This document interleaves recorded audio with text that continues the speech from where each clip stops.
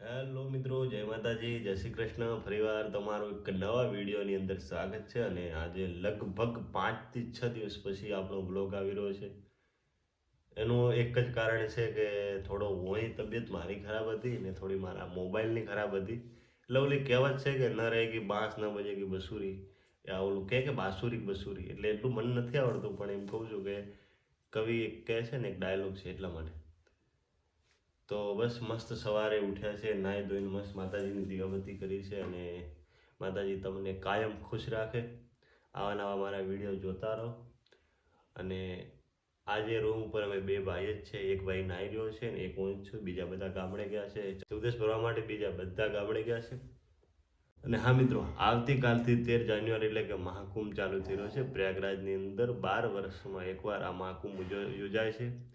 અને તમે બધા જાણતા હશો, અને અત્યારે સોશિયલ મીડિયા છે એટલે લગભગ બધાને ખબર છે. પણ કોઈ જતો હોય મહાકુંભમાં તો મારા વતી પણ ડૂબકી લગાવજો, કારણ કે ત્યાં જવાય એમ છે નહીં. પણ પ્રયાગરાજની અંદર જઈને ડૂબકી લગાવવાનું કંઈ એટલું કારણ નથી, કારણ કે ઘરે બેઠા મન સાફ હોય ને તો ક્યાંય ડૂબકી લગાવવાની જરૂર પડતી નથી.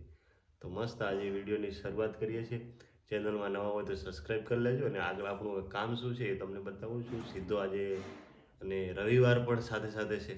તો ભાઈ અમારો બીજો ભાઈ છે અહીંયા બેસરો નાહી લીધું છે. અને આજે અમે સવારમાં જમવાનું નથી બનાવવાના, કારણ કે રવિવાર છે એટલે હાફ ડે છે દુકાને પણ. એટલે મસ્ત ભાઈ મેગીની તૈયારી કરી રહ્યો છે સવારમાં બ્રેકફાસ્ટ માટે. જો આ મેગીનું પેકેટ અમે રાતે લઈને આવ્યા હતા. 4 પેકેટ છે એટલે 2 જણાને તો બહુ વધારે પડશે. આ ભાઈ અમારો મેગીનો કારીગર છે એટલે એને મેગી બનાવવા માટે આપી દીધી છે.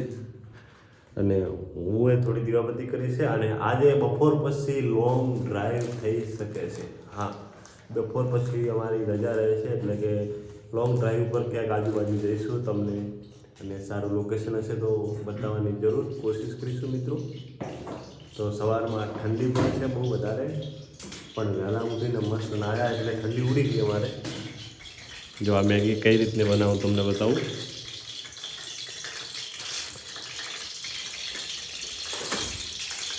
જો અમે ડુંગળી બટાકાવાળી મેગી બનાવીએ છીએ. ડુંગળી રાખીએ, બટાકા રાખીએ, લીલા મરચાં ઘરના દેશી, તીખા પણ છે. આ બાજુ જો હું આ બાજુ બેસી જાઉં, મેગીનો કારીગર અમારો ભાઈ બનાવી ગયો છે.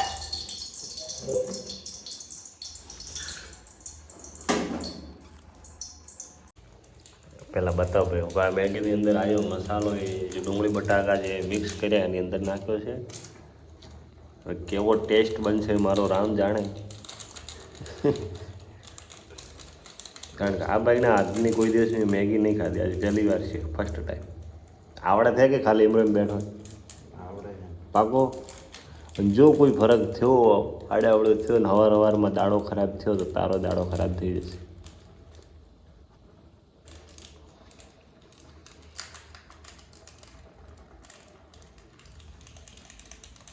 બસ બસ સત્ર ઘણો તો પૂરો નાખવો પડે.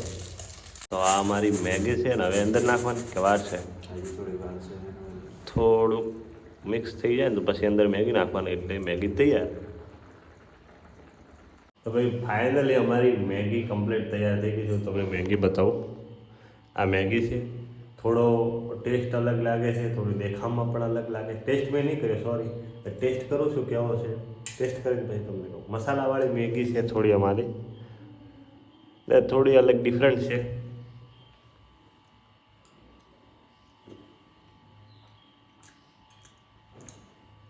ટેસ્ટ સારો છે, થોડી તીખી બનાવી છે. અને ટેસ્ટ આપવો હોય ને તો 10માંથી 7 નંબર આને આપીશ આ મેગીના, કારણ કે પ્રોપર રીતે નહીં બની. જો પ્રોપર રીતે બનાવવી હોય ને એને બની.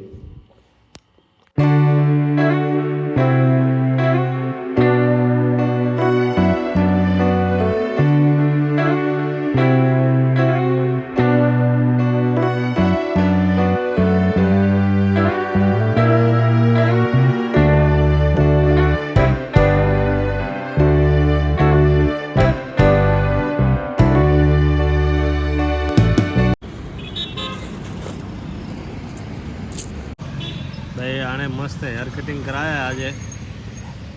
અને હવે 10 રૂપિયાની સિંગ લાવીને પોતરાવે. મસ્ત લાગે હા ફૂટરો. 12 કપાય એટલે 10 રૂપિયાની પાર્ટી. તો અહીંથી હવે સીધા અમારે જવાનું છે બીજલભાઈના ઘેર. સન્ડે છે, હવે ઘેર છે કે નથી તો ત્યાં જઈને ખબર પડે. બાકી સીધા બીજલભાઈને ઘેર ભાઈ. ઉભા પેલા ભાઈ આ ચાર જણા ચકલી ઉડી કાવ ગેમર નામ ચકલી ઉડ મેના ઉડ આ ચારે ભાઈ રમે છે. અમારા બીજલભાઈને ઘેર અમે આવ્યા હતા. એટલે હવે સ્ટાર્ટિંગ કરો. કોણ જીતે?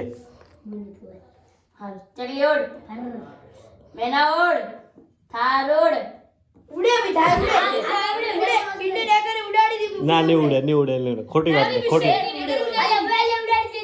વો ખાલી ટેકનિકલ બાકી થોડી જમ્પિંગ કરાવી હતી. ઉડે થોડી ઉડી દી એ ઉડી ના થાર ને ઉડાડવા થાર ને ઉડે મેના ઉડ ભેંસ ઉડ ચિરાગ બચ્ચું ઉડ ચકલીનું બચ્ચું ઉડ ચકલી બચ્ચું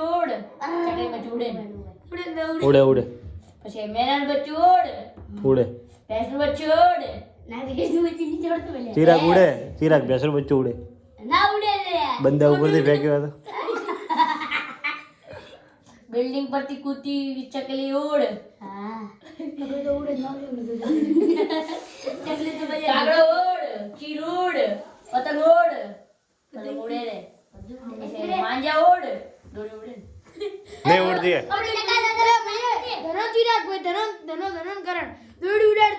દોડી ને ઉડે પતંગ ઉડે દોડી તો પતંગ ઉડે